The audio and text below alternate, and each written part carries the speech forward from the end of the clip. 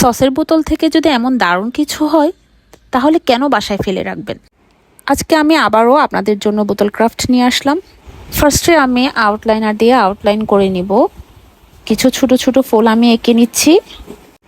ছোট ছোট কিছু ফুল আর ডালপালা এঁকে আমি পুরা বোতলটা কাভার করে নিলাম। পুরা বোতলে আমি হিজিবিজি করে এঁকে নিব, একটা জায়গাও খালি রাখবো না। দেখেন কিভাবে আমি কিছু ফুল লতা পাতা এঁকে পুরা বোতলটা কাভার করে নিলাম। এরপর আমি বিভিন্ন কালার দিয়ে কালার করে নিব। আমি অনেকগুলো কালার ইউজ করেছি যাতে দেখতে অনেক অ্যাট্রাকটিভ লাগে। এখানে লাল, নীল, সবুজ, হলুদ, বেগুনি সব রঙের ছিল। সম্পূর্ণ কাজটা শেষ হওয়ার পর এত সুন্দর হয়েছে, মাশাআল্লাহ। রাতের বেলা লাইট অফ করে এটা সাজাবেন আর জাস্ট ম্যাজিক দেখবেন।